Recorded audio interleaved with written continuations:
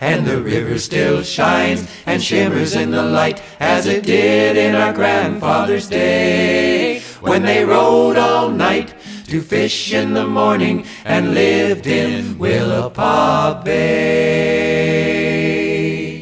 So that's the oracle for this hour. And our reader for tonight, starting it, is an incredible person named Lara Messersmith-Glavin, standing right here. Not everybody knows this, but my name on the birth certificate is Lara Liu. And my name is Lara Lee. And I met Lara in Port Bailey when she was 16 in Kodiak. So this is like more Kodiak stuff tonight. And Lara is a writer, an organizer, a priestess of the gym, a healer, a teacher, just like an engine of change and transformation fueled by desire, passion, and love. And also lots of fishing involved. So that's the fishing part. And she has a book out called Spirit Things, which I would say the hardest part about getting through it is the homesickness. Like, I just have to keep putting it down because I can't stop wanting to run away to sea. And as our friend Joy Brooks says, Lara writes like the way my head thinks when I'm fishing. Nice. Lara Lee Messersmith-Glavin. Hey.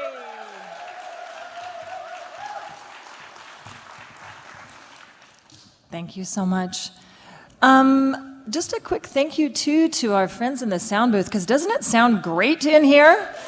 Yeah, Nevada and all of our friends, and Liv, who is helping manage the show tonight. I really appreciate everything. This sounds so nice. The reason, too, why I want us to focus on this is I have been thinking a lot about what is Fisher Poets about, right? And I think this question comes up for me a lot. Every year, the answer feels different. And, you know, often it's about community, and often it's about story. And this year, for me, Fisher Poets is about sound. This is a very intensely auditory art form, obviously, that we're taking part in. I don't know about you, I actually have several people in my life who are deaf or hard of hearing, my partner and my mother and many of my friends. So something that I've been thinking of is, how can we bring the magic that is this very specific form of art to our friends who do not have that same auditory access? There's a really particular magic that I want us all to be able to share. So that's our puzzle for this evening. Let's think about how we can create those spaces too. So last night I read a brand new piece, and tonight I'm going to read something that is quite old. This is from a much longer, this is a very short excerpt from a much, much longer piece called The Elements of Sound. And I'm going to read to you the section about water, because I suspect this is also about Fisher Poets. Port Angeles, Washington, the death place of Raymond Carver, is a dreary little mill town on the strait that stinks of pulp and looks like heavy drinking. The sky hangs low most of the year, and the steady, dull rains trap the mill smoke rather than rinse it away. On a hill above town sits a small fine arts center. Its windows peer shyly through the dark northwest pines onto the harbor. I visited many years ago, and when I entered, it felt as if something truly unusual might be found there. I walked into the central gallery and was puzzled by its lack of art. The room was nearly blank. A wall of glass faced town, the curls from the smokestacks all but obscured from view by a dense line of trees and the relentless, streaming rain. Below the windows was a broad raised area like a stage, covered in river stones, and vessels of every description. Bowls, pitchers, china cups, carnival glass candy dishes, highballs, iced tea jars, a plastic bucket.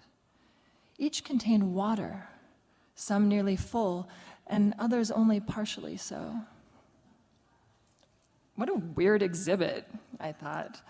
The effect was less that of a thought-provoking creative statement and more as if the ceiling had sprung dozens of unfortunate leaks and the docents had resorted to runs to the thrift shop to catch them all.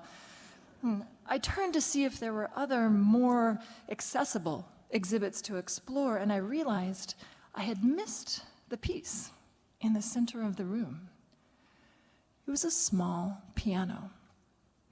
"Play me," encouraged a handwritten sign. Reluctant to puncture the gallery quiet, I looked around to see if there was anyone else to be disturbed by my tinkering. Now, I cannot refuse any opportunity to touch or poke or otherwise interact with the display, so what the heck, I decided. I pressed a tentative finger on a key. The room remained silent, and I stood a moment and then reached to press again, thinking I had been too timid the first time, or maybe it was electronic and I had missed the on switch. A split second before my finger struck the key, though, I heard blink. It couldn't have been my second try. I hadn't gotten there yet. I tried a quick arpeggio, and again there was silence. And then, as if the sound had traveled across a vast canyon, blink, blink, blink. The notes were correct, but after a significant lag, and the sound, too, was strange, an unexpected kind of tone, issuing not from the piano itself, but from the direction of the windows. In fact, do you know what it sounded like? Water. I looked up. A complex maze of pipes zigzagged overhead, all reaching toward the windows, each terminated in a small, precise nozzle positioned carefully above one of the dozens of vessels on the stage. And when a key on the piano was pressed, it triggered hydraulic pressure in the corresponding pipe, which then released a single drop into the dish or jar or teacup below, resulting in a perfectly pitched, a rain piano.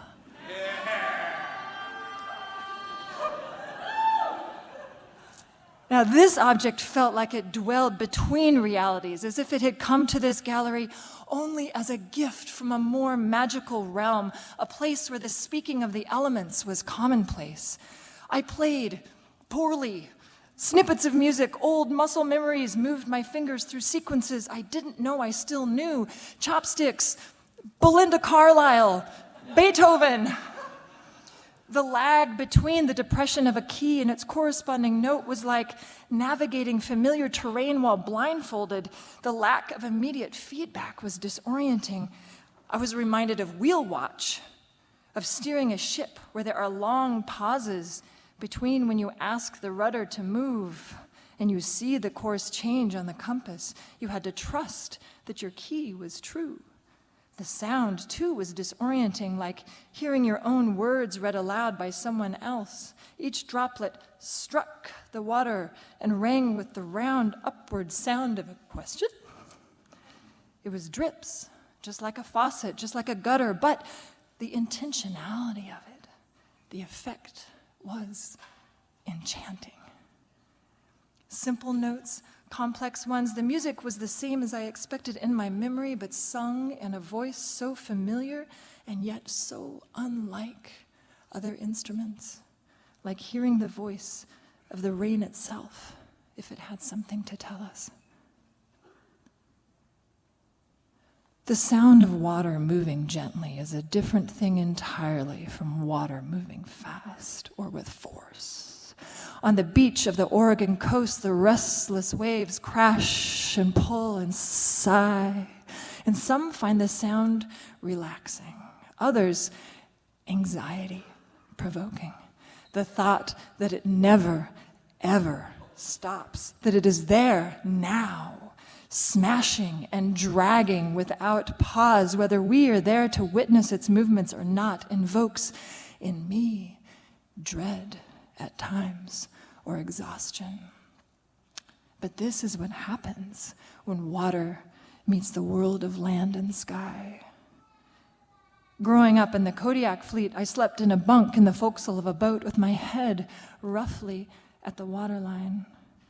At night, amongst the creaks of lions, under tension and the talks and bangs of equipment moving with the swell, I'd hear the water lapping against the hull.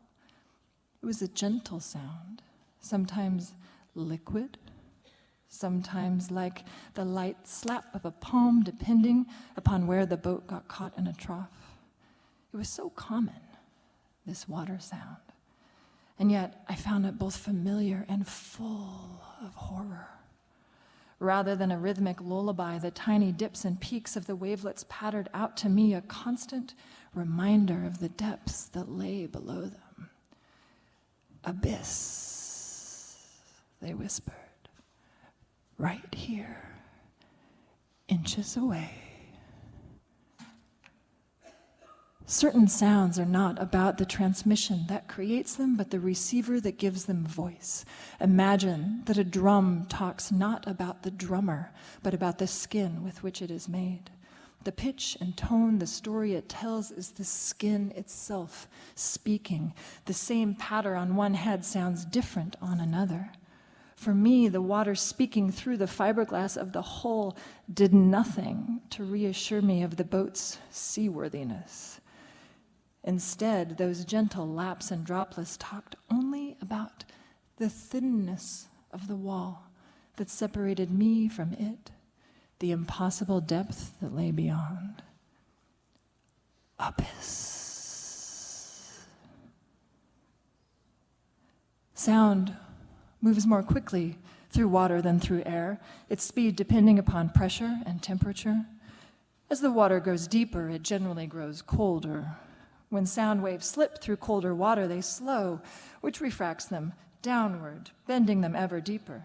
They're at their slowest when they hit the thermocline layer, where rapid changes in temperature occur.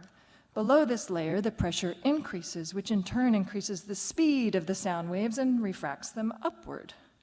In this way, sound bounces back and forth as if trapped in a tube. These places in the ocean where sound waves bounce, refracting up and down encased by pressure, are known as sound channels. Like transatlantic telegraph cables, they allow for some underwater sounds, like the song of a male humpback whale, to travel thousands of miles without the signal losing strength. Did you know all male humpbacks within a region will sing similar songs? They copy and learn from one another. They borrow and riff and teach. Sometimes they sing choruses or duets. Distant communities may even pick up elements of other communities' songs through a form of cultural transmission. These songs range in length from 6 minutes to 30 and are often strung together in long chains, paragraphs, stories, sagas, refrains that are repeated for hours or even days. These songs demonstrate nested syntax, themes and subthemes, and a linguistic level of complexity, and also, like human languages, they evolve over time. Researchers say that once a whale song has changed, it is never repeated again. Think of this: music and language traveling thousands of miles, a tradition of storytelling and singing, of sharing and changing over time, below the surface and above. The water is both music and medium, the drummer and the drum. Thank you very much.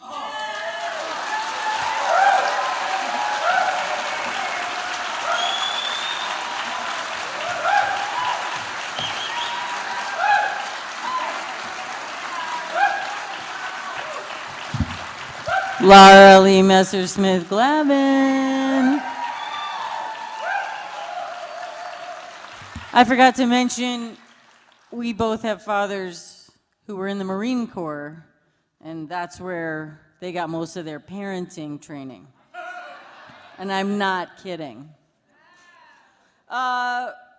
We've got our next reader, Robin Koger. She even told me not to say Kroger. She claims that if she was named Kroger, she'd be a rich woman, but given the fact that she spent time on a commercial set net camp on Chiswick Island on the west side of Cook Inlet, so like northwest of Homer and across the water that you can only boat into and fly into, that's some wealth. She spent time there. She cooked and cleaned, hauled water supplies, prepared gill nets and boats for fishing, and made a lot of coffee. So she was the engine, the morale officer of that camp. Please welcome Robin Koger.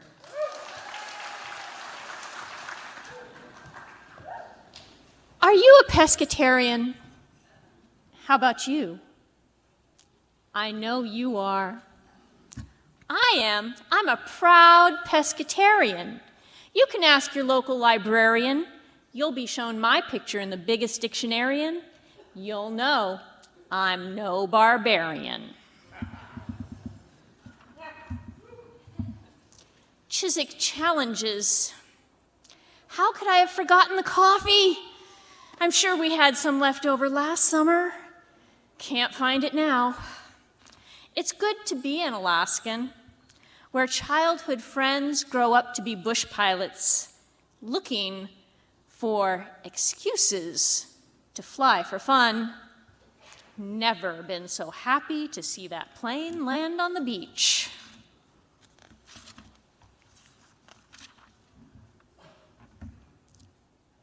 Time to set. Day breaks with the bongo beat of the boat pounding on the waves, mesmerizing in the surf, bounding to the sights. Openers so short. Time to set. The tempo matching my heart racing, feeling the pulse of the sea beneath my feet, the aluminum vibrating with the hum of the motor in the salt water. Our course is set.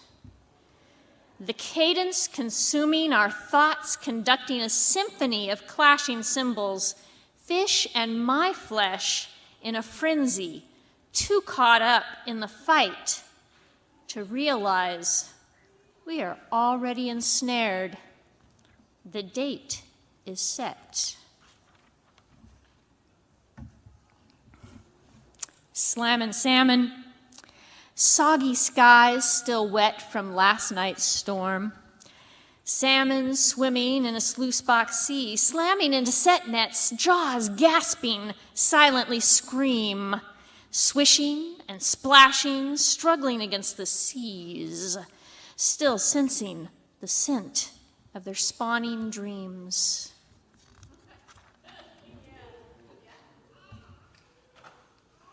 Lucky stars.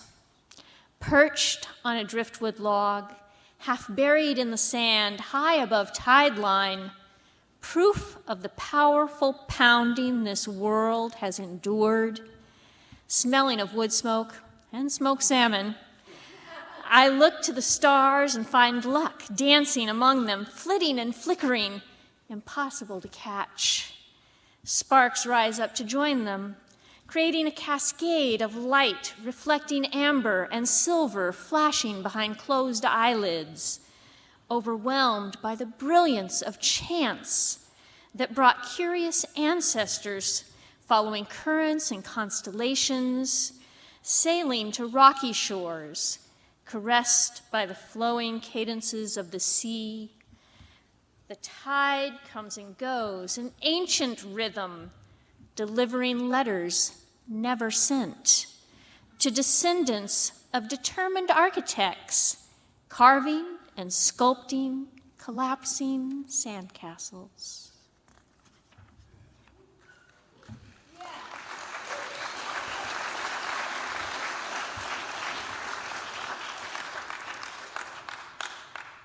Daydream dancing in a boat on the water, dipping my fingers in the wake, feeling the spray on my face, riding the waves like surfing on my own hippocampus, holding the bow line, swinging and swaying with the swells, daydream dancing in a choral ballroom, cephalopods and sea stars circling and whirling, glowing in seagrass gowns, glittering beneath the surface, Poseidon and me.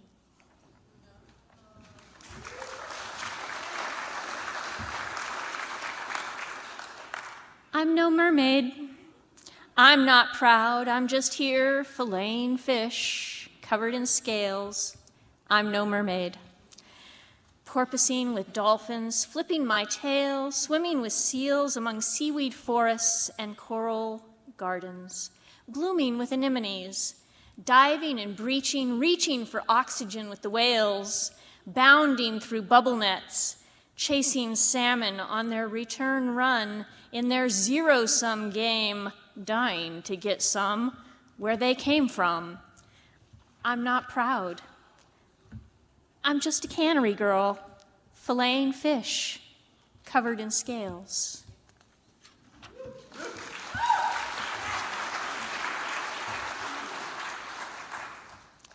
Spa day. Cook inlet mud and sea salt scrub, exfoliating layers of dead winter cells.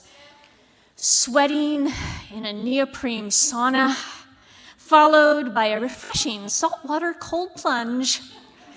Seaweed facial wrap and a manicure of wet sand. Spa day for a crew hand.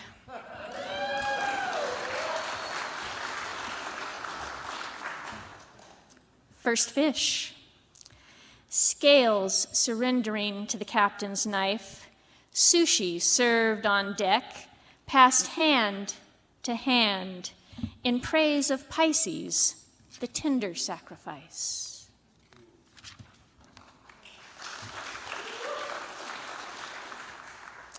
Our world is water.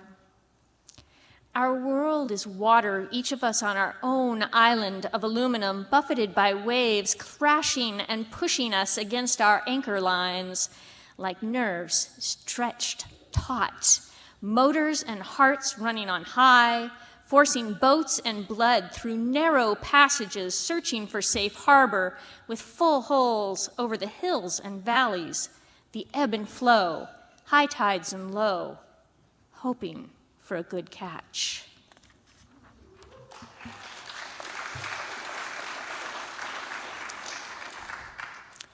Taking my turn. Hip deep in Cook Inlet, standing firm as I hold the stern to the beach, walking the boat in with the tide. Taylor, the not-so-seaworthy dog, cowering inside.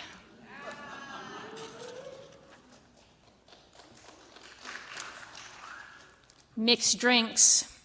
Forget mud in your eye. Here's to salt in your eye. Salt spray in your face on a sunny day. Salt on your lips, enhancing the sweetness of the tangy lime wedges. Salt rimming your hands, seasoning salmon they touch.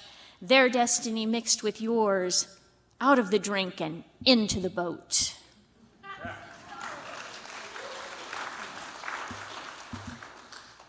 Skiff skipping. Cool, cold, and frigid. The range of temperature, testing my mettle in the open aluminum skiff. Skipping over the ocean, kicking up spray, salt scrubbed and weather worn. Another perfect day.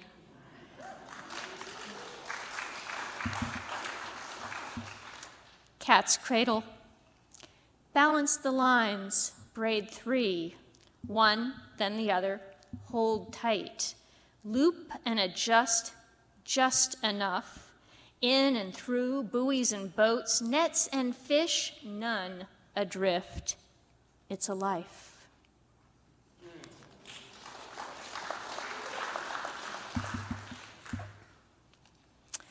My captain is listening on the radio right now to chatter far away, a tiff, accusations of rocks thrown in nets, and twice more with no response. Then a threat and more rocks. I look at my captain, glad she is simply listening.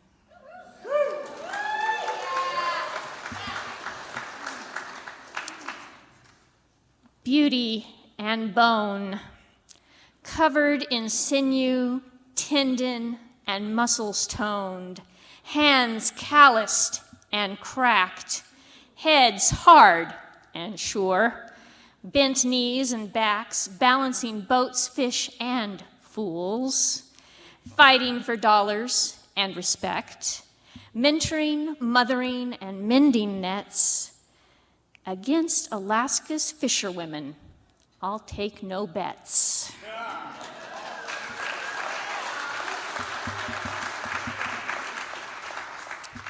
Supply and demand. We supply and demand.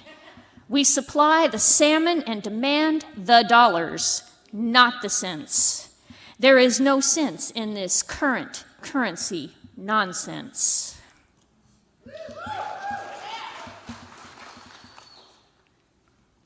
The lines we tie. We purposely place ourselves in these places where our lives are fully on the lines we tie. Relying on each other and ourselves, we fish and hope to catch while calculating the risk. The choice is ours, hour after hour, pulling and picking pounds, weighing our choices, ticking off all that we pocket, trading a life in town, tied down.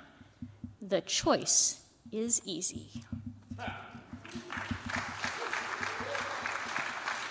Cold storage, rain down the back of my neck, mingling with my sweat, making a mockery of my slicker. Salmon in the nets, holding my hands elbow deep beneath the surface, life and death struggle. Splash and flash, black and silver, slip and flip, a meditation. Fish, fish, fish.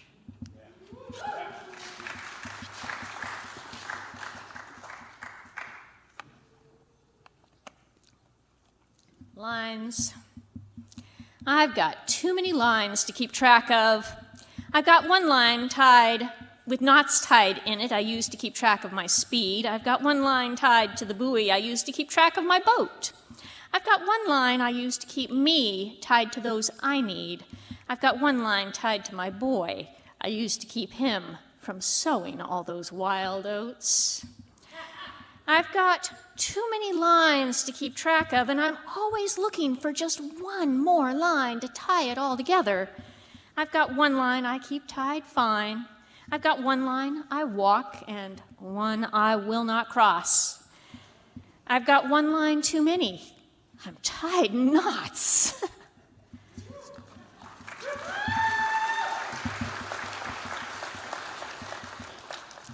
Learning to let go. Lines drawn in the sand that disappear with the surf, malleable and impractical on an island.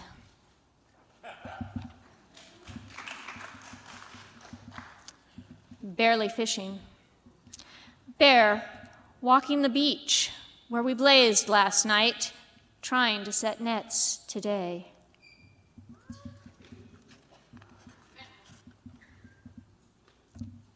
Treasures. Odalis's and mermaids' purses, driftwood and sea glass, downcast my eye to catch what the sea casts aside. Beaches bejeweled and bedecked with jellyfish and sea stars, treasures for those who seek the tide.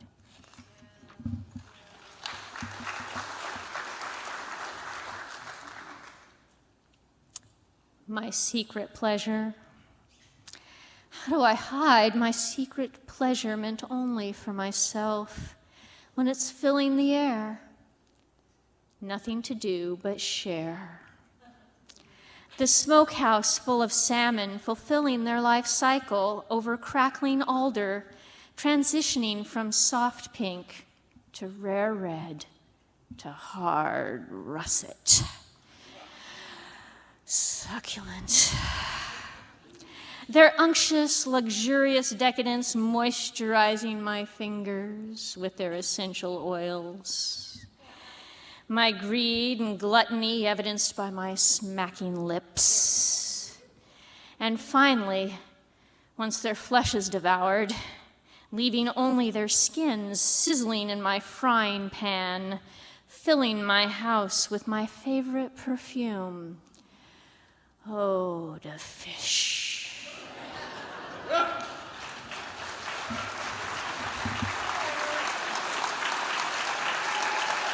Thank you.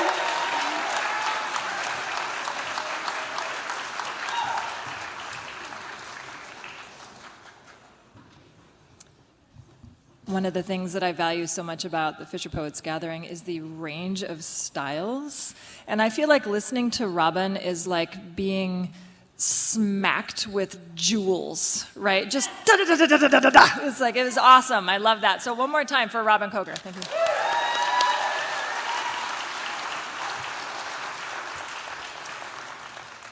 Our next performer, I'm excited to welcome up.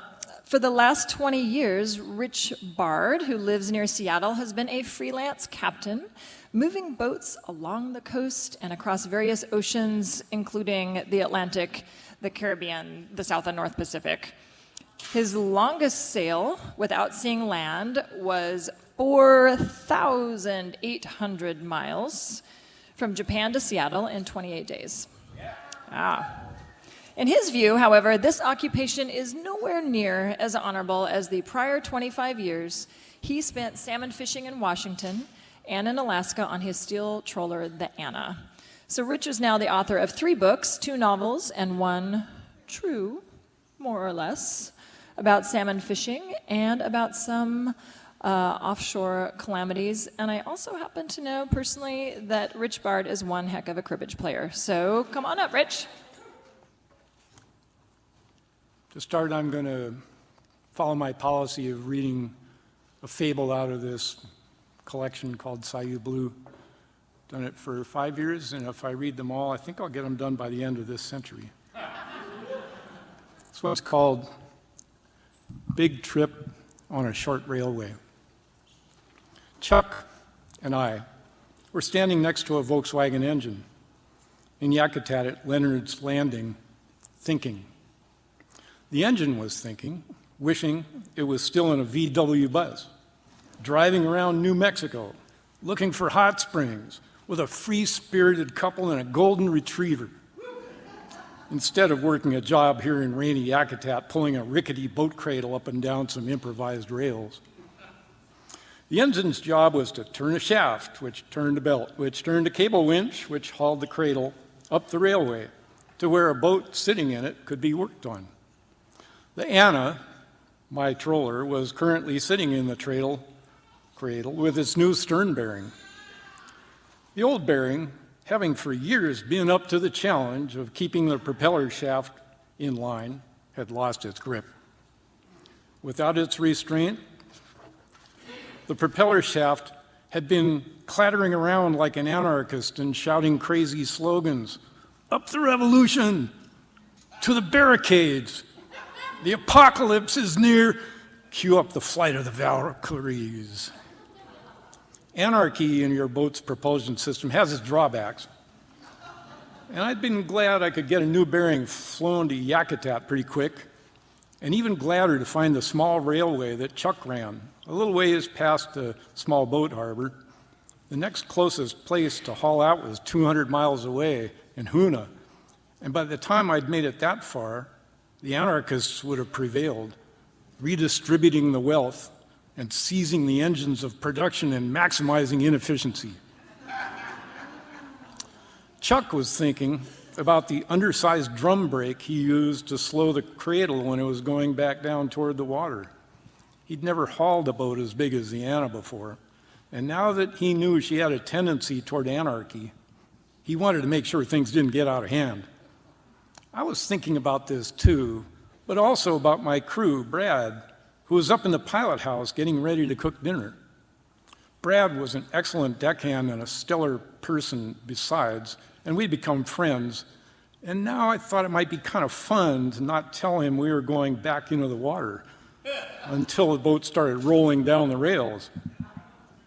"Let's get a line and tie my truck to the cradle, and you can brake as she goes down. That should keep it from getting away," Chuck said. This sounded like a good idea. The truck was a big king cab pickup with traction tires. So we tied a bowline through a hook under the front bumper and ran 100 feet of heavy nylon down to the cradle and tied it off, and I got in the truck. Brad's dinner regimen called for tossing a bunch of onion and garlic into a hot oiled frying pan. The big cloud that attended this procedure made your eyes tear up. This put me off at first until I realized they were tears of joy for how good a piece of fish would taste after it absorbed all that flavor. Now I saw the cloud come out of the wheelhouse door, and some of it drifted in the window I had open so I could hear Chuck. My stomach began to growl like Pavlov's dog, hoping it wouldn't take too long to get the Anna in the water and squared away so we could eat. "Here we go then," yelled Chuck as he eased the winch brake, and my hope for a quick trip came true.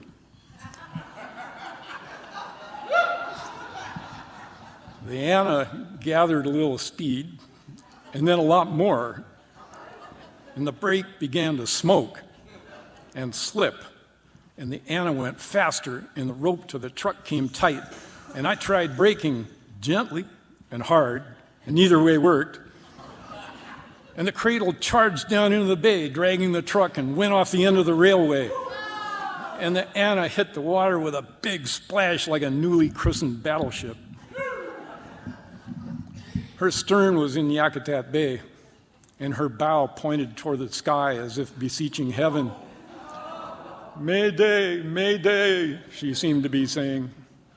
On the chance that heaven was occupied with some other business, I jumped out of the truck, which had stopped with its front wheels barely in the water, and waded down the railway and climbed up the cradle onto the boat and loosened the lines, and she slid smoothly off and regained her normal floating position undamaged, except for the skillet,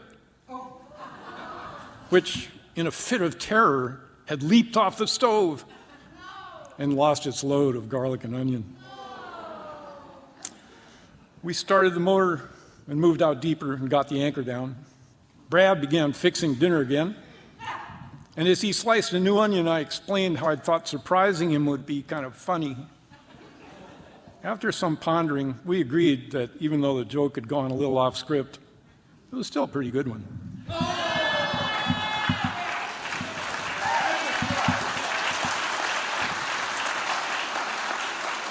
Not true at all, just like all the others. Fable. I wrote this next poem a lot of years ago for a friend's memorial service, and I bring it up and do it again every few years because it makes me feel good to think about Matt Pollock, who fished a troller, 50-footer, solid, good old design, and he was a pleasure to be around on the ocean or on shore. So this poem is called For Matt. The fleet's strung out along the 100-fathom curve, shut down and drifting for the night. The boats roll wildly in a choppy, windswept sea, mast lights swaying on the horizon.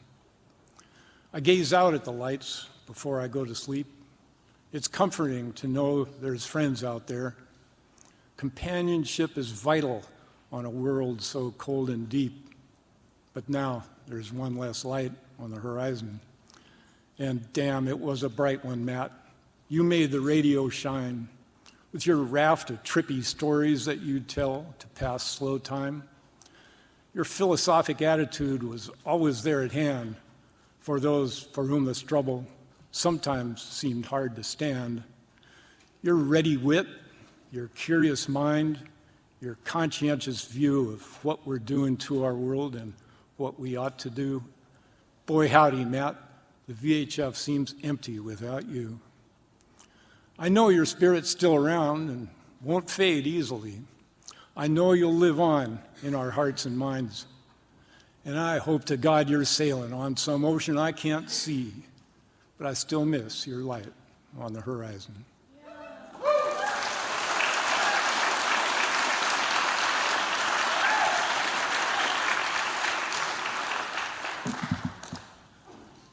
So I was thinking about waves, not so much wind waves, even though they can provide as much drama as you'd ever want when they get strong and muscular and sharp and steep. I was thinking about what they turn into when the wind blows over a really long fetch, which is what we have here in the Pacific. You look out, there's hundreds, thousands of miles that wind can keep pushing these waves up and consolidating them into a longer, larger wave.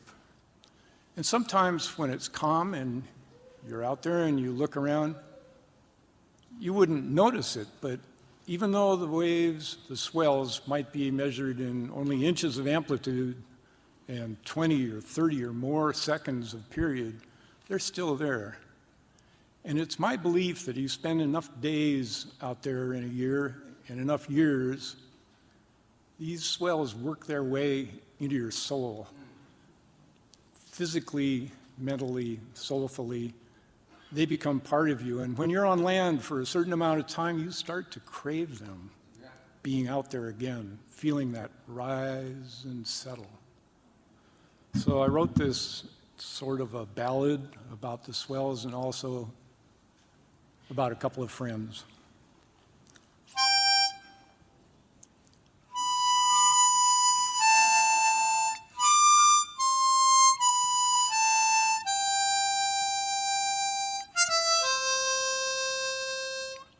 All she ever wanted was the feel of salmon's power, flowing up the leader to her hands as she pulled it toward the boat, and the lively motion of the deck beneath her feet, sensuously rolling in the long Pacific swell.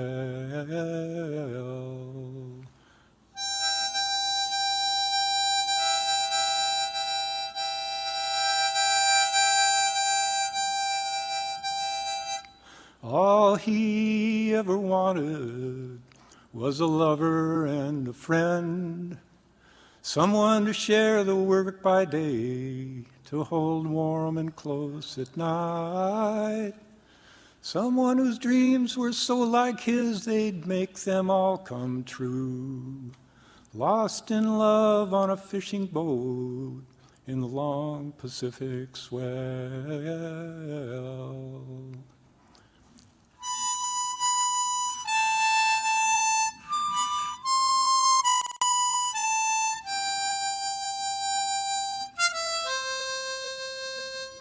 And all they ever wanted, that this life go on and on, each day filled with promise at the coming of the dawn, that the sun and the stars and the living sea would hold them in their spell, carried in the rhythm of the flowing tide and the long Pacific swell. Summer and fall, the years go by, they know they've spent them well, harmonized with the salmon runs and the long Pacific swell.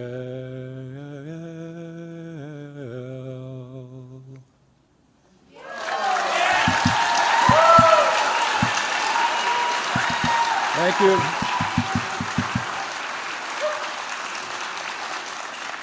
See you again next year with another fable.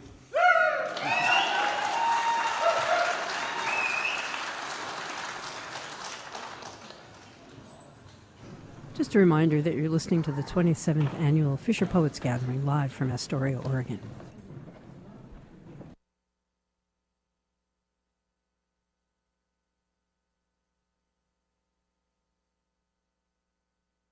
People, when the fishermen and women and people, as we tell our stories, so many of us do this because we have to call that swell into our bodies to bring it out to you. So thanks for being an amazing audience for this portion of the set. We've got, what time is it? 8 minutes? Yeah, Just kidding. almost We the have whole 15. Almost 15 minutes. So do whatever you need to do.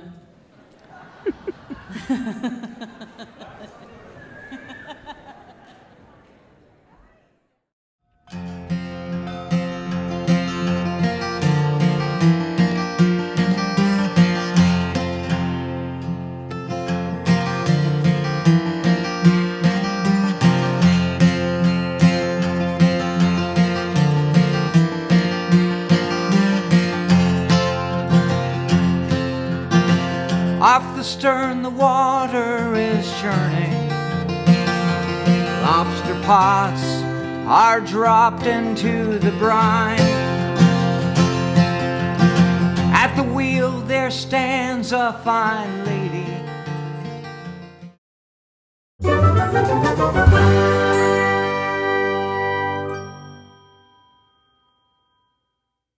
So I'm very lucky to have Mary with us. Mary presented last night at FisherPoets Gathering. And Mary, I so enjoyed your performance. Can you tell me more about your work? It's not really work the way I do it. They just sort of come to me and I just write them down. That's about it. And I see all these people really, really work.